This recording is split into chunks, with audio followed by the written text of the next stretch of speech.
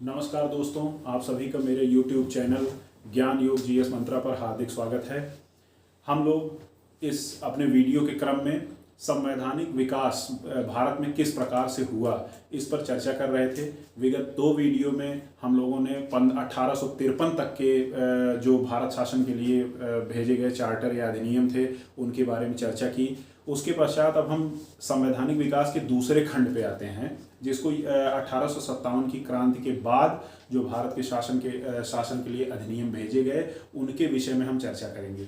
हम देखेंगे कि 1858 से लेकर 1946 में कैबिनेट मिशन तक जो भारत शासन के लिए अधिनियम भेजे गए या नियम कानून बनाए गए, उन्हीं में हमारी संसदीय व्यवस्था के बहुत सारे अंश छिपे हुए हैं और उन्हीं से हमने अपने संविधान में बहुत सारी चीज़ों को ग्रहण किया है। और कैसे भारत में संसदीय व्यवस्था की शुरुआत होती है, कैसे आंशिक रूप से संसदीय व्यवस्था, कैसे अप्रत्यक्ष निर्वाचन की पद्धति शुरू होती है, ये सब संवैधानिक विकास हमको इसी के क्रम में मिलेगा। तो अब आज हम लोग शुरू करेंगे 1858 के भारत शासन अधिनियम को। इसकी परिस्थितियां जान लीजिए। 1853 के भारत शासन अधिनियम तक भारत में जो कानून भेजे गए उनके लिए पृष्ठभूमि अलग थी। अब क्या था, 1857 में भारत में एक क्रांति हो चुकी थी, एक विद्रोह हो चुका था, जिसके परिणाम स्वरूप भारत में यह अंग्रेजों के मन में या ब्रिटिश संसद के पास ये संदेश गया कि भारत में जो बोर्ड ऑफ कंट्रोल है, बोर्ड ऑफ कंट्रोल आप जानते हैं कि बोर्ड ऑफ कंट्रोल को निर्मित किया गया था 1884 के ब्रिटिश इंडिया एक्ट में। तो बोर्ड ऑफ कंट्रोल जो था ये किसके लिए था?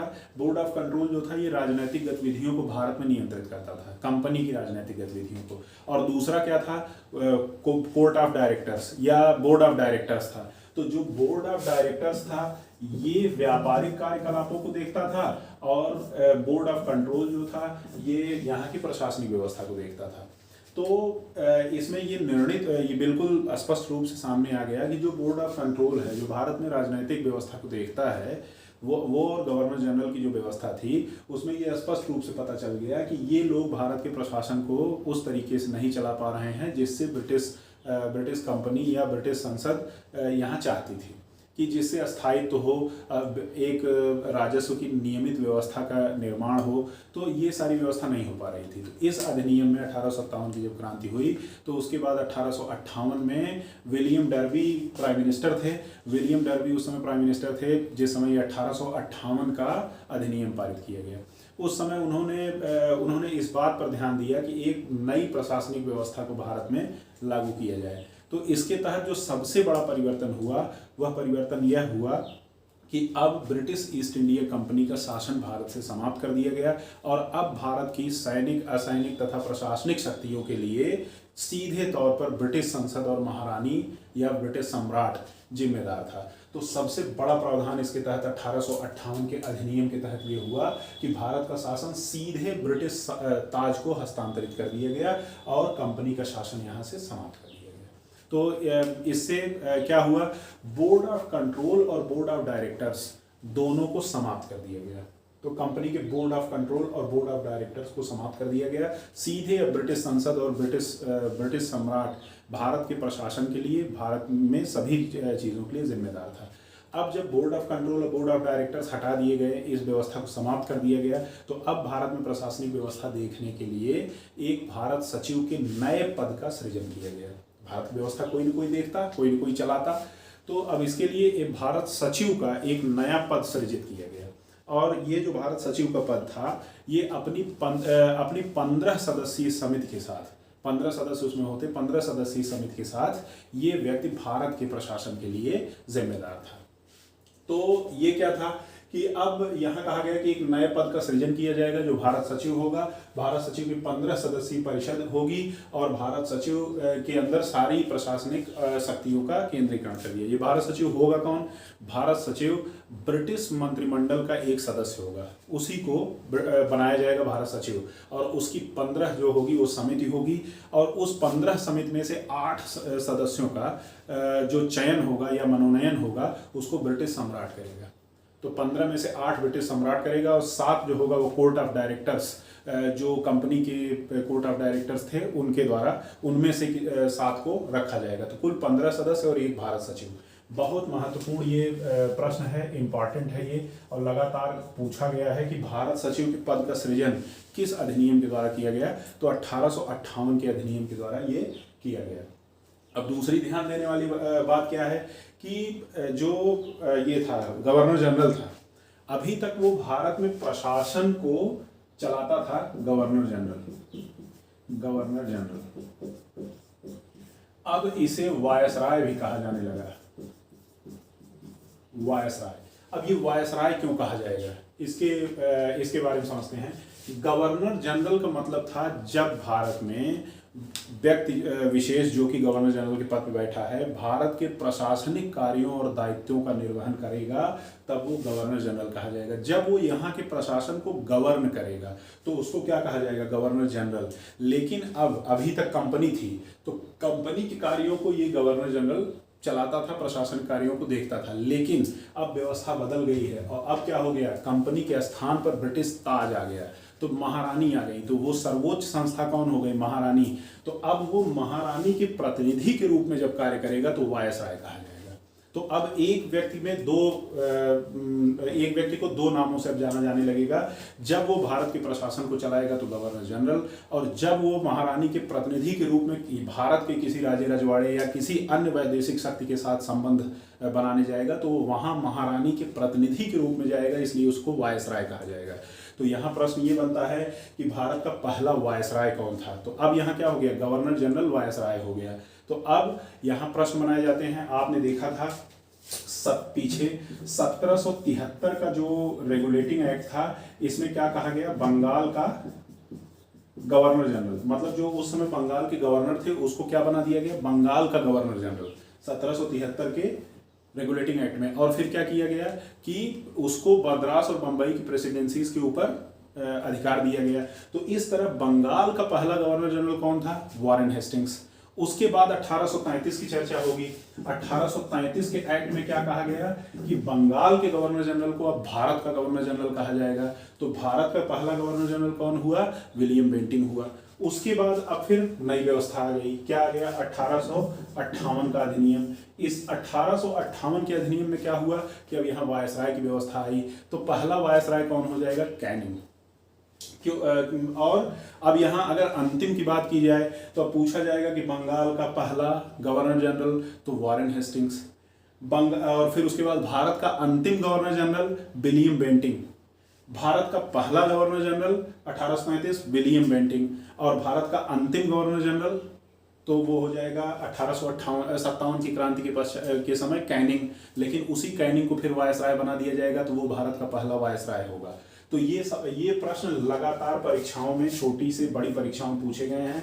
भारत का पहला गवर्नर जनरल, भारत का अंतिम गवर्नर जनरल, भारत का पहला वायसराय, बंगाल का पहला गवर्नर जनरल, तो ये सारी चीज़ें पूछी गई हैं। इसको हमने आपको संबंधित वीडियो में सारी चीज़ें बताई हैं। वैसे यहाँ अगर समराइज किया जाए इसको, तो भारत का पहला गवर्नर जनरल, बंगाल का पहला governor general Warren Hastings, Bharat का अंतिम governor general William Bentinck, Bharat का पहला गवर्नर जनरल विलियम बेंटिंक। उसके बाद भारत का अंतिम गवर्नर जनरल तो 1857 में कैनिंग होगा अंतिम गवर्नर जनरल, और पहला वायसराय तो ये हो जाएगा कैनिंग, क्योंकि इसी के टाइम पे ये परिवर्तन हुआ। तो पहला वायसराय कौन है, कैनिंग।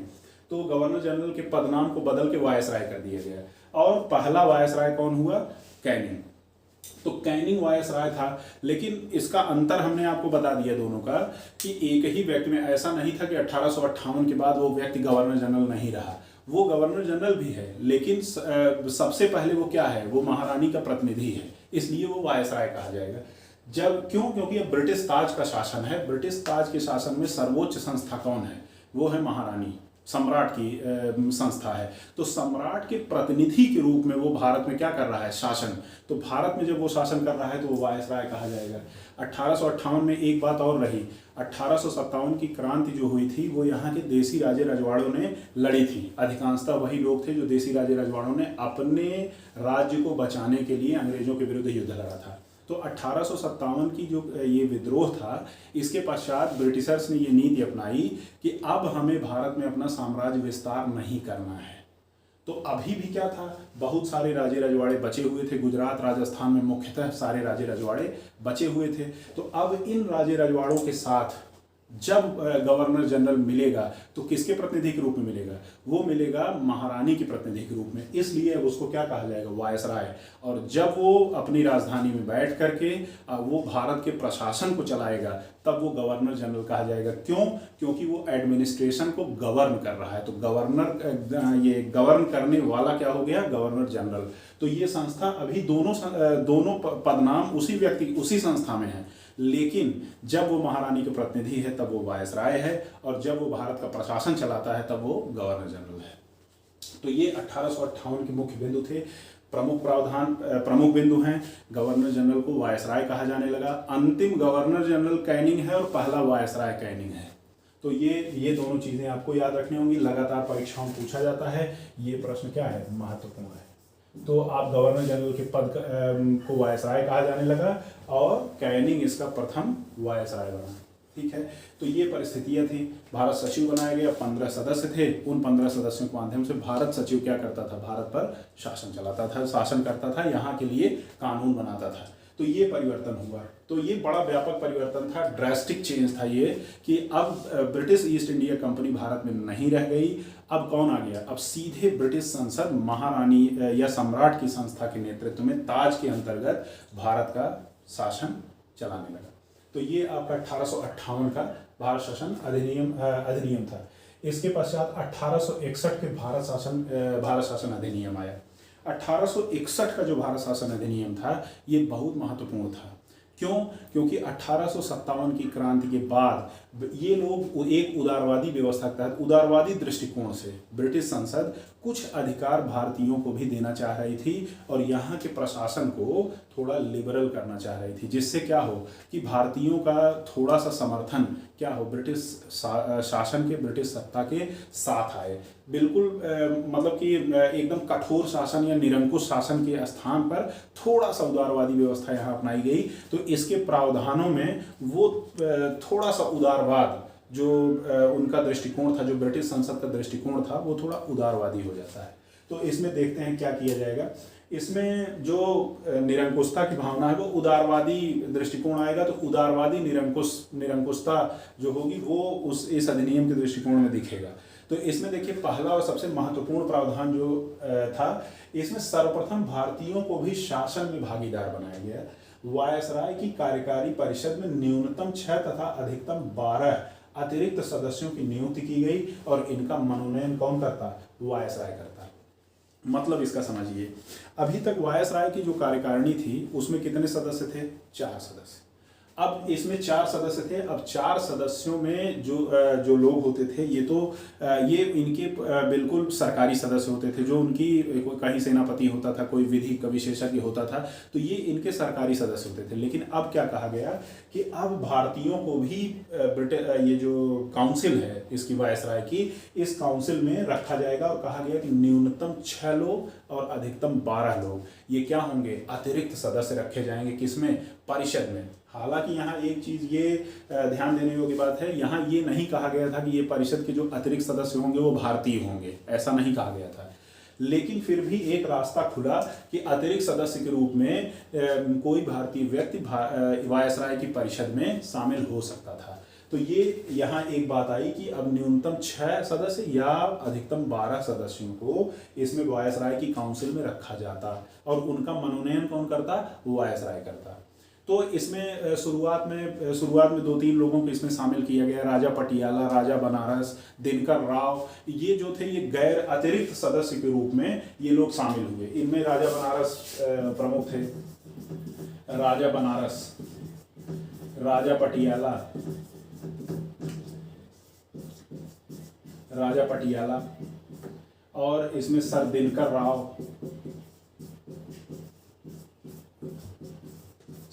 राव, ये लोग महत्वपूर्ण लोग थे जो सर्वप्रथम ये 1861 के जो वायसराय की काउंसिल्स में अतिरिक्त सदस्यों को रखना था, उनमें ये लोग क्या हुए, शामिल हुए। तो इस प्रकार भारतीयों का प्रतिनिधित्व क्या हुआ, इसमें वायसराय की परिषद में आया। यद्यपि इनका कोई बहुत बड़ा हस्तक्षेप वायसराय की परिषद में नहीं था और ना ही इनका कोई बहुमत था। इसके बाद जो महत्वपूर्ण प्रावधान है, इसमें कहा गया कि वायसराय अब भारत में प्रांत की सीमाओं में परिवर्तन कर सकेगा, उसके नाम में परिवर्तन कर सकेगा, और जो प्रांतीय गवर्नर और लेफ्टिनेंट गवर्नर होंगे, जो प्रांत होंगे जैसे बंगाल, उड़ीसा, बिहार और ये मद्रास, उत्तर मध्य प्रांत, इन सब के जो प्रांत हैं, इन प्रांतों के जो लेफ्टिनेंट गवर्नर या गवर्नर होंगे उनकी नियुक्ति कौन करेगा? वायसराय। तो उनकी नियुक्ति का वायसराय को अधिकार दे दिया गया। अब यहाँ एक और महत्वपूर्ण बात आया, बहुत ही महत्वपूर्ण ये पॉइंट है कि वायसराय को अध्यादेश जारी करने की शक्ति प्राप्त हुई। अब वो अध्यादेश जारी कर सकता था वायसराय। आज भी हम देखते हैं राष्ट्रपति का अध्यादेश जारी होता है, यद्यपि वो व्यवस्था 1935 से ली गई है, लेकिन 1935 के अधिनियम से ली गई है, आगे पढ़ेंगे हम लोग। लेकिन यहाँ पे गवर्नर जनरल को यहाँ अध्यादेश जारी करने का वो मिला। देखिए यहाँ हमने शब्द इस्तेमाल किए गवर्नर जनरल। हमने बताया कि गवर्नर जनरल और वायसराय दोनों एक ही व्यक्ति के नाम थे। जब वो व्यक्ति ब्रिटिश ताज के प्रतिनिधि के रूप में काम करता है तो वो वायसराय कहा जाता है, और जब वो भारत के प्रशासन के काम देखता है तो गवर्नर जनरल है। तो यहाँ पे क्या कहा गया, अब वो अध्यादेश जारी वायसराय या गवर्नर जनरल क्या कर पाएगा? अध्यादेश जारी कर पाएगा। और इसकी परिषद में अभी तक कितने सदस्य थे? 4।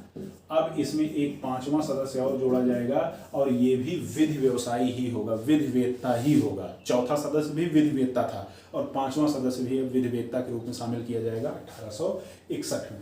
एक जो सबसे महत्वपूर्ण चीज है जो यहाँ पूछा जाता है इस अधिनियम के बारे में, वो ये पूछा जाता है कि जो आज की कैबिनेट जैसी व्यवस्था है, इसके प्रारंभिक लक्षण या शुरुआत हमको कहाँ दिखती है? 1861 के भारत शासन अधिनियम में क्या किया गया? कैनिंग ने अलग अलग लोगों को अलग अलग विभागों की जिम्मेदारी दी।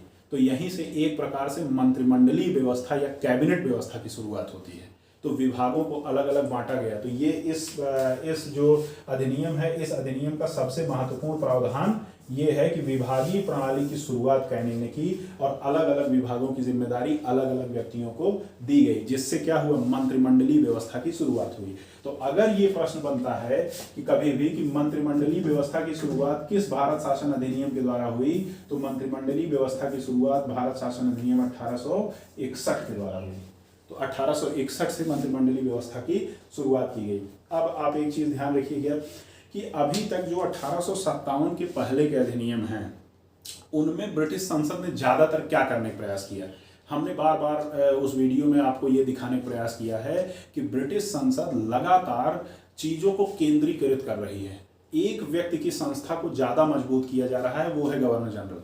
गवर्नर जनरल को लगातार मजबूत किया जा रहा था। ये केंद्रीकरण की प्रवृत्ति कहाँ शुरू होती है? 1773 के रेगुलेटिंग एक्ट से शुरू होती है, और चरम पे कहाँ जाती है? 1833 के अधिनियम में। 1833 के अधिनियम में क्या कह दिया जाता है?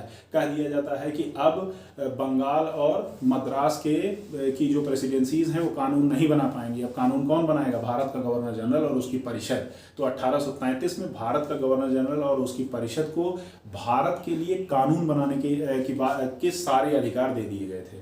तो केंद्रीकरण अपने चरम पे कहाँ आया? 1833 के अधिनियम के द्वारा, और यहाँ पे 1861 के अधिनियम के द्वारा अब परिस्थितियां बदल चुकी हैं। 1857 के विद्रोह के बाद ब्रिटिश संसद का प्रत्यक्ष शासन भारत पर है। उनको यह बात समझ में आ गई है कि अब हमें धीरे धीरे अपने उदारवादी निरंकुशता की तरफ बढ़ना होगा, अन्यथा यहाँ इस तरह के विद्रोह और होंगे। तो इसीलिए आप देखिए कि यहाँ क्या किया जा रहा है? गैर सरकारी सदस्यों को वायसराय की कमेटी में शामिल किया जा रहा है।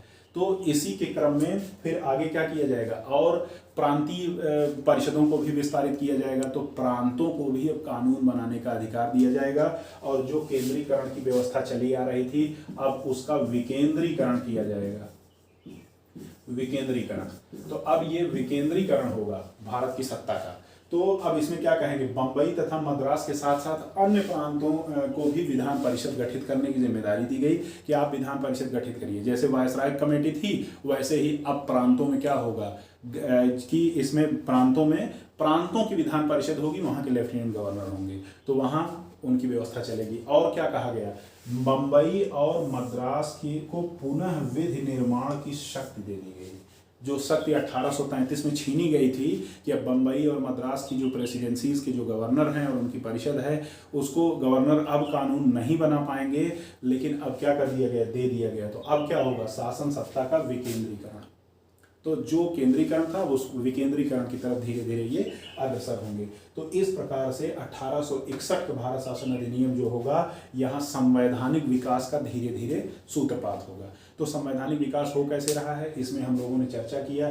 क्या कहा गया कि एक इसकी वायसराय की क्या बनाई गई, विधान परिषद, और वायसराय की एक विधान परिषद में क्या कहा गया कि इसमें गैर सरकारी सदस्यों को शामिल किया जाएगा। अब ये गैर सरकारी सदस्य क्या करेंगे, इसमें मिल के उसमें इनका हालांकि इनको केवल सलाहकारी भूमिका में रखा गया था, लेकिन फिर भी अब यहाँ पर धीरे धीरे क्या हो जाएगा, लोगों का प्रवेश, तो भारतीय लोगों का भी प्रवेश होगा। मैंने 3 लोगों का नाम भी आपको बताया, राजा बनारस, राजा पटियाला, दिनकर राव। ये 1861 के अधिनियम के बाद वायसराय की कार्यकारिणी परिषद में, मतलब वायसराय की विधान परिषद में, कार्यकारिणी परिषद में शामिल हो पाए थे। तो इस प्रकार ये व्यवस्था आएगी तो संवैधानिक विकास का सूत्रपात होता है। यहाँ पर गवर्नर जनरल क्या कर पाएगा, अध्यादेश जारी कर पाएगा।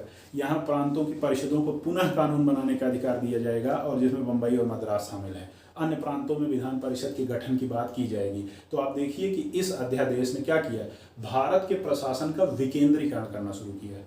और इससे पहले 1857 के पहले के जो अधिनियम आए हैं, उन अधिनियमों में इसका केंद्रीकरण केवल एक संस्था के प्रति मतलब में किया गया, और वो संस्था थी गवर्नर जनरल की। गवर्नर जनरल की संस्था में किया जाने लगा। तो ये भारत का 1861 का भारत शासन अधिनियम था। उसके बाद 2 छोटे छोटे अधिनियम आए जिनका उतना महत्वपूर्ण योगदान नहीं है, लेकिन फिर भी उनके बारे में हम चर्चा करेंगे। और ये है 1873 का अधिनियम। 1873 के इस अधिनियम में कहा गया कि इससे पहले भी एक बात की गई थी कि 1835 को उसमें ट्रस्टी के रूप में, ये बात पिछले वीडियो में चर्चा की गई है कि ब्रिटिश संसद ने कहा था कि अब ईस्ट इंडिया कंपनी केवल ट्रस्टी के रूप में होगी। यहाँ भी उसी बात को दोहराया गया 1873 के अधिनियम में कि आप केवल एक ट्रस्टी के रूप में भारत में हैं, और जब भी चाहेगी ये ब्रिटिश संसद, तब इस ईस्ट इंडिया कंपनी को औपचारिक रूप से बंद कर दिया जाएगा, समाप्त कर दिया जाएगा। तो फिर इसी अधिनियम तहत क्या कर दिया गया, इसी अधिनियम में आगे 1884 में जाते जाते औपचारिक रूप से ईस्ट इंडिया कंपनी को बंद कर दिया गया, समाप्त कर दिया गया। तो ईस्ट इंडिया, ये भी प्रश्न एक बार बना हुआ है कि ईस्ट इंडिया कंपनी को कब समाप्त किया गया। ईस्ट इंडिया कंपनी को 1884 में समाप्त कर दिया, यद्यपि उसकी सत्ता यहीं ले ली गई थी। 1858 में ही ईस्ट इंडिया कंपनी की सत्ता ले ली गई और ब्रिटिश ताज को सौंप दी गई, लेकिन ईस्ट इंडिया कंपनी अभी भी अस्तित्व में थी, वो व्यापार तो कर ही रही थी। यहाँ ईस्ट इंडिया कंपनी को ही समाप्त कर दिया गया। अब ईस्ट इंडिया कंपनी क्या हो गई, समाप्त। 1873 के अधिनियम में इस बात की चर्चा की गई, 1884 में उसको बंद कर दिया गया। इसके बाद 1876 का एक अधिनियम आता है, ये भी इंपॉर्टेंट है, पूछा जाता है। 1876 का ये शाही उपाधि अधिनियम था। इसमें महारानी विक्टोरिया को भारत की साम्राज्ञी घोषित किया गया। कि ये सवाल पूछा जाता है कि कब महारानी विक्टोरिया को भारत की साम्राज्ञी घोषित किया गया, तो ये 18 अप्रैल 1876 में ये घोषणा की गई, यही शाही उपाधि अधिनियम के अंतर्गत, कि अब से भारत की साम्राज्ञी कौन है, भारत की साम्राज्ञी महारानी विक्टोरिया है। कब से, 1876 से। तो ये कुल मिला जुला के वो था, शाही उपाधि अधिनियम था। तो यहाँ तक अधिनियम थे। उसके बाद एक अन्य महत्वपूर्ण अधिनियम है जो कि भारत में अप्रत्यक्ष निर्वाचन के लिए सीमित आंशिक रूप से संसदीय व्यवस्था के विकास में बहुत महत्वपूर्ण योगदान देता है। ये जो अधिनियम है, ये है 1892 का भारत शासन अधिनियम। इसके विषय में चर्चा करने से पहले 2-3 चीज़ों पर गौर करना होगा। पहला क्या था, एक इल्बर्ट बिल लाया गया था, इसकी इतिहास में चर्चा की जाएगी। इल्बर्ट बिल लाया गया था रिपन के द्वारा। रिपन ने इल्बर्ट बिल में कहा था कि अब भारत के जो भारतीय लोग हैं, ये भी अगर न्यायाधीश के रूप में काम करते हैं तो उन्हें गोरे लोगों के प्रति निर्णय देने और उनके भी केस देखने का वो होगा। तो इस पे बड़ा विवाद हुआ इल्बर्ट बिल पे, इस पर विस्तार से चर्चा की जाएगी। और इल्बर्ट बिल वापस लेना पड़ा। इससे भारतीयों को एक झटका लगा कि क्या भारतीय अंग्रेजों के समान नहीं हैं। ये भेदभावपूर्ण जो नीतियां हैं अंग्रेजों की, ये लगातार मतलब बढ़ती जा रही हैं, और क्या हम इनके समान नहीं है या इनके जैसा शासन हम नहीं कर सकते। तो इल्बर्ट बिल को लेकर भारत में व्यापक रूप से क्या था, असंतोष था। उसके बाद 1885 में आप देखेंगे कि कांग्रेस संस्था का गठन भी हो गया है।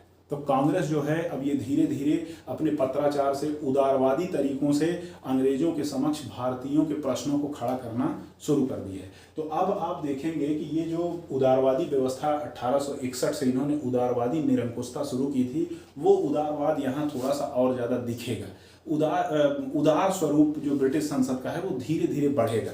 अब उसको हम देखेंगे कि यहाँ पे क्या किया जाएगा, यहाँ पे भारतीयों को और अधिकार देने का प्रयास किया जाएगा। तो यद्यपि वो समस्त अधिकार अभी भी बहुमत के द्वारा नहीं मिलेंगे कि जिसमें भारतीय निर्णायक स्थिति में आ सकें, ऐसा नहीं किया जाएगा, लेकिन फिर भी उनको आंशिक रूप से प्रतिनिधित्व दिया जाएगा, अप्रत्यक्ष रूप से निर्वाचन शुरू किया जाएगा, आंशिक संसदीय व्यवस्था का सूत्रपात किया जाएगा। तो ये 1892 का अधिनियम जो है, इससे भी लगातार सवाल बने हैं, आगे बनते भी रहेंगे, और इनमें जो महत्वपूर्ण बिंदु हैं उसको आइए देखते हैं। इसमें का पहला जो महत्वपूर्ण प्रावधान था वो कहा गया, केंद्रीय और प्रांतीय परिषदों में गैर सरकारी सदस्यों की संख्या बढ़ाई जाएगी और केंद्रीय परिषद में न्यूनतम 10 सदस्यों को गैर सरकारी सदस्य के रूप में रखा जाएगा। तो ये महत्वपूर्ण चीज़ है। जब आपका प्रतिनिधित्व कानून बनाने वाली संस्थाओं में होगा तो वहाँ आपके प्रश्नों को तरहीज दी जाएगी, आपके प्रश्नों को वहाँ रखा जाएगा। तो वही यहाँ कहा गया 1852 में, हमने कहा व्यवस्था क्या होगी, थोड़ी उदार होगी और ज़्यादा, 1861 की अपेक्षा थोड़ा ज़्यादा उदार होगी। उसका कारण क्या होगा, जो भारतीयों को बढ़ता हुआ असंतोष है उसको क्या करना है, समाप्त। तो 1892 के अधिनियम में हम देखेंगे कि केंद्रीय और प्रांतीय परिषद, जिसकी यहाँ चर्चा हुई है 1861 के, उसमें केंद्रीय और प्रांतीय परिषदों में भी अब गैर सरकारी सदस्यों को, जो कंपनी ये जो कि ब्रिटिश उसके सदस्य नहीं हैं, उनके अतिरिक्त गैर सरकारी सदस्यों क्या किया जाएगा, अब केंद्रीय और प्रांतीय परिषदों में उनकी संख्या बढ़ाई जाएगी। केंद्रीय परिषद में कहा गया कि कम से कम 10 गैर सरकारी सदस्य अवश्य होंगे। तो अब ये गैर सरकारी सदस्यों में भारतीय भी होंगे, तो वो भारतीयों के प्रश्नों को वहाँ उठाएंगे। तो ये व्यवस्था आई। अब कहा गया प्रांतीय परिषदों में, जो अब ये तो केंद्रीय परिषद हो गई, उसमें कहा गया कम से कम 10 लोग रहेंगे केंद्रीय परिषद में।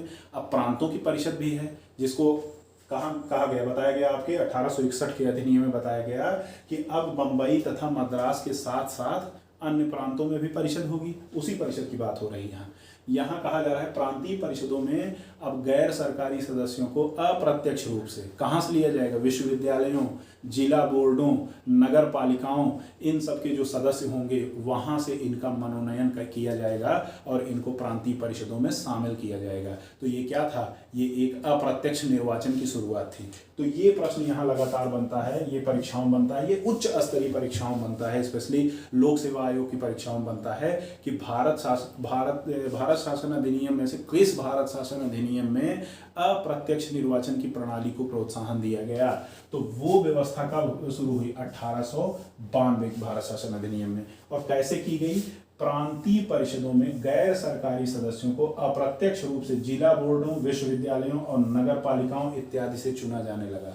तो जब चुना जाने लगा तो वो कौन थे, जब कह दिया गया कि विश्वविद्यालय का कोई प्रोफेसर आएगा किस में, प्रांतीय परिषद में, तो अप्रत्यक्ष रूप से एक निर्वाचन शुरू हुआ कि अब यहाँ से उठाया जाएगा और किसी व्यक्ति को परिषद में शामिल किया जाएगा और वहाँ इसमें कानून बनाने में इनका सहयोग लिया जाएगा। कानून में ये भी सलाहकारी भूमिका में होंगे और वहाँ की बातों को रखेंगे। तो ये क्या होगा, अप्रत्यक्ष निर्वाचन। तो अप्रत्यक्ष निर्वाचन कहाँ शुरू हो रहा है, 1892 के भारत शासन अधिनियम में अप्रत्यक्ष निर्वाचन की शुरुआत होती है।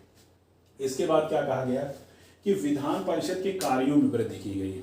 अब जो विधान परिषदें थी, जहाँ अब विधान परिषदों में क्या होता था, कानून बनता था, बजट पेश किया जाता था कि बजट पे क्या होती थी, चर्चा होती थी, बहस होती थी। तो अब इनके थोड़ा सा कार्यों में वृद्धि की गई। क्या कहा गया विधान परिषदों के लिए कि अब विधान परिषद के कार्यों, जो सदस्य होंगे उनको बजट पर बहस करने और उनको प्रश्न पूछने का अधिकार होगा। ये बड़ी बात थी कि अब थोड़ी छूट इनको दी जाने लगी। क्या था कि बहस कर सकते थे और प्रश्न पूछ सकते थे। कौन, जो सदस्य थे भारतीय। अब विधान परिषदों में शामिल जो सदस्य था, बजट पेश किया गया, अब वो बजट पे बहस कर सकता था कि ऐसा क्यों हुआ, ऐसा किस लिए हुआ, ऐसा करना चाहिए था।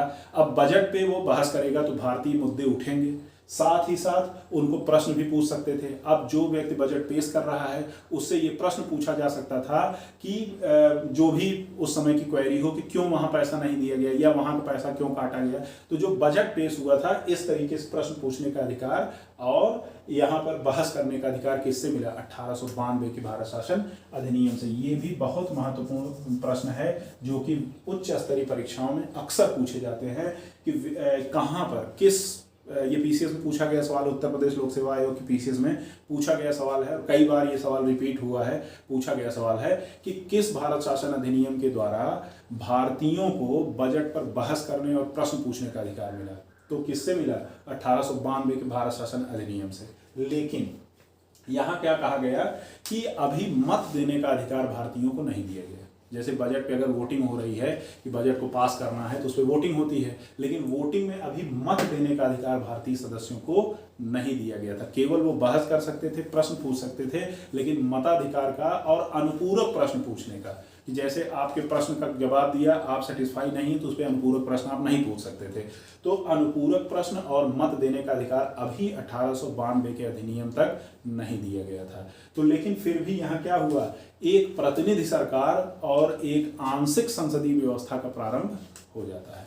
तो ये भी प्रश्न बनता है कि बजट पर प्रश्न पूछने और बहस करने का अधिकार तो मिला ही साथ इस व्यवस्था के कारण आंशिक संसदीय व्यवस्था की शुरुआत हुई और प्रतिनिधि सरकार की नींव पड़ी। तो अब प्रतिनिधि सरकार जो थी, अब वो ये एक तरीके से प्रतिनिधि सरकार थी जो कि अपने बजट पर प्रश्न कर सकती थी, बहस कर सकती थी।